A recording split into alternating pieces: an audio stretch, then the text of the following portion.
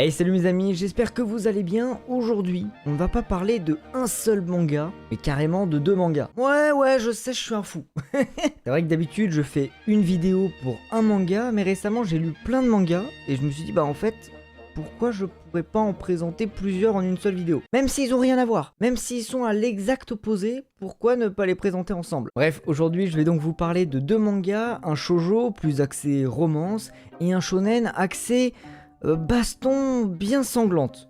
Donc oui, ils ont vraiment rien à voir.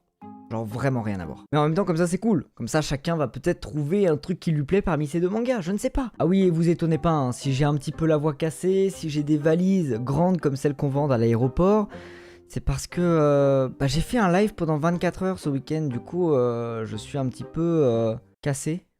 On va dire ça comme ça, je suis un petit peu cassé. Et dernière chose, avant de rentrer dans le vif du sujet, vous trouverez en description le timecode pour le premier et pour le deuxième manga. Donc s'il y en a un qui vous intéresse un petit peu plus qu'un autre, eh bien n'hésitez pas à aller directement à la partie de la vidéo qui vous intéresse. Bref, commençons donc avec le premier manga. Le premier manga est un shoujo sorti très récemment chez les éditions Kase. Et ce manga, eh bien c'est Agent of My Heart, qui est donc, eh bien comme je viens de le dire, un petit shoujo, mais il est assez particulier. Alors vous le savez, moi je suis pas un méga grand lecteur de shoujo, j'en ai pas lu énormément, donc oui, il y a peut-être des shoujo qui sont bien meilleurs que celui que je vais vous présenter, même si moi je l'ai beaucoup aimé, et il m'a même donné envie de lire encore plus de shoujo, donc si jamais vous êtes un fan ou une fan ultra hardcore des shoujo, que vous adorez et que vous en avez lu plein, eh bien n'hésitez pas à me faire des petites suggestions dans les commentaires, parce que j'ai très envie d'en lire encore plus, donc voilà. Proposez-moi des trucs. Bon mais alors de quoi parle ce manga? Eh bien vous allez suivre une jeune femme, cette jeune femme, si ça veut bien faire le focus vous la verrez un petit peu mieux, qui s'appelle Chitose. Et cette jeune femme, quel est son travail? Eh bien c'est tout simplement d'être manager, mais manager pas pour n'importe qui.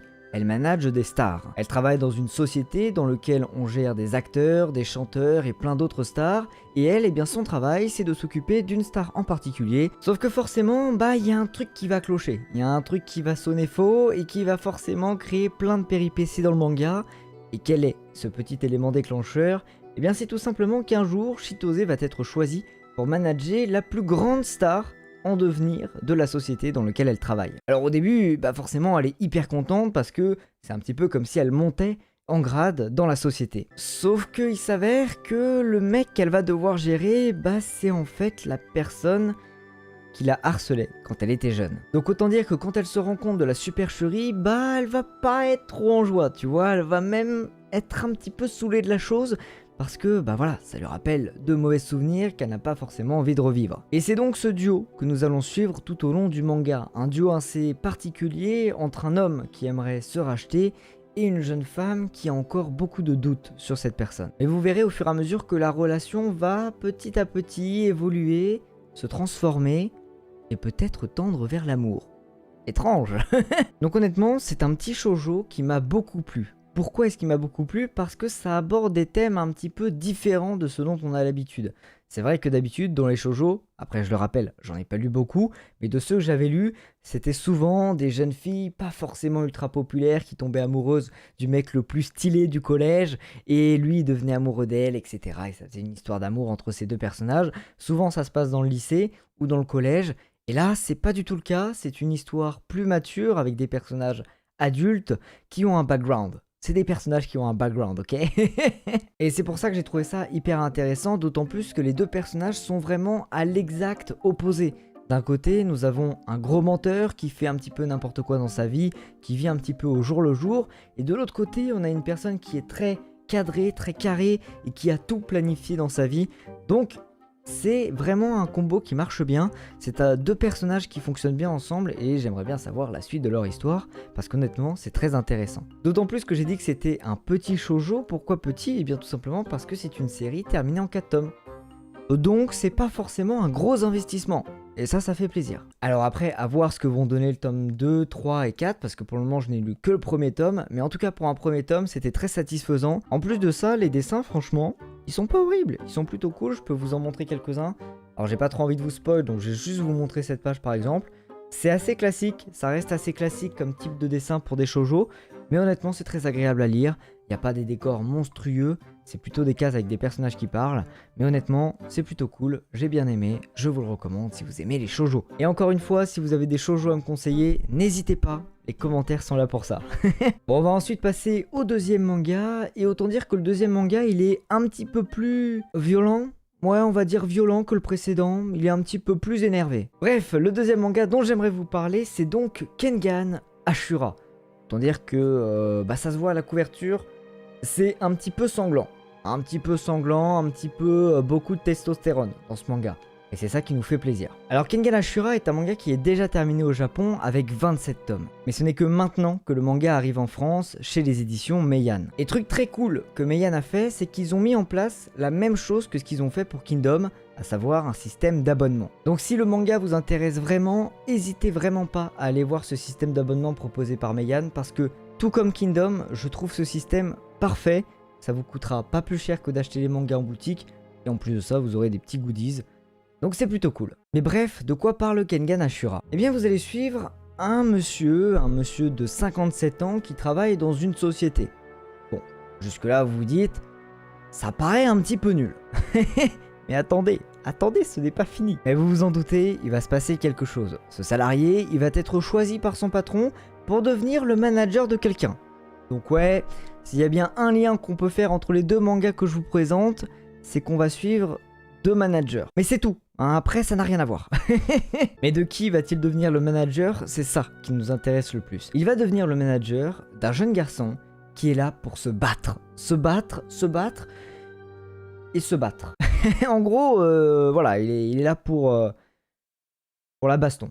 Notamment pour la baston. En gros, pour faire simple, vous avez des multinationales, des très grandes entreprises qui travaillent dans plein de secteurs différents, pharmaceutiques, export-import, vente de carton, je ne sais pas, vous inventez ce que vous voulez, bref, des grandes entreprises qui travaillent dans le commerce. Et forcément, eh bien parfois, ces entreprises, elles peuvent rentrer en conflit. Conflit pour plein de raisons différentes. Par exemple, une entreprise a envie de racheter un building, mais une autre entreprise a aussi envie d'acheter ce building en particulier. Donc forcément, il y a confrontation, et quoi de mieux que de régler ce différend avec des bons gros combats illégaux. En gros, c'est ça l'histoire. C'est Fight Club, version grandes entreprises.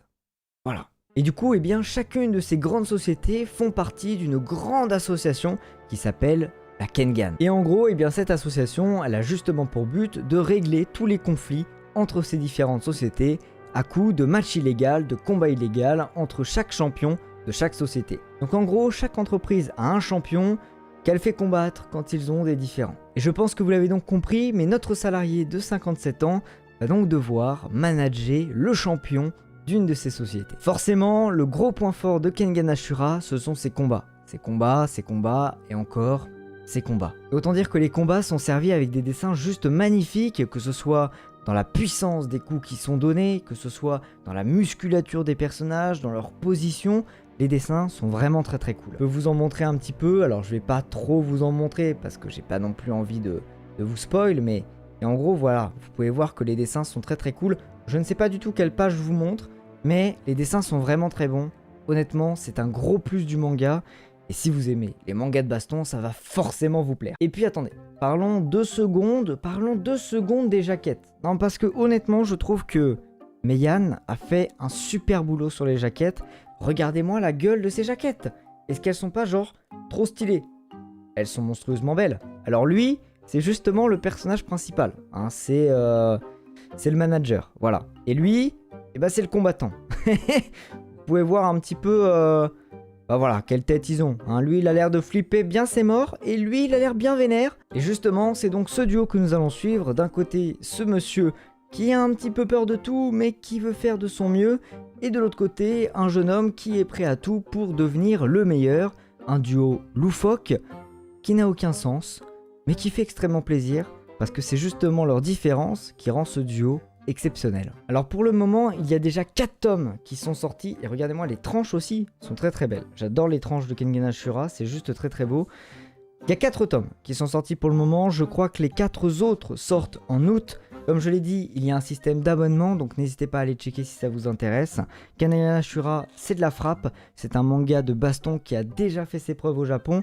Très clairement, ça fait partie des must-have si vous aimez la baston. Donc je vous le recommande très fortement. Voilà. Bref mes amis, c'est la fin de cette vidéo, j'espère qu'elle vous aura plu. N'hésitez pas à me dire si le fait de vous présenter 2 mangas en une seule vidéo, 2 mangas qui n'ont rien à voir, comme ça il y en a un petit peu pour tous les goûts, du shoujo, du shonen, de la baston, de l'amour. Si vous aimez bien ce concept, si vous aimez bien le principe que j'en présente plusieurs d'un coup, bien n'hésitez pas à me le faire savoir dans les commentaires. Et sur ce, moi je vous dis à la prochaine pour une nouvelle vidéo. Tchuss!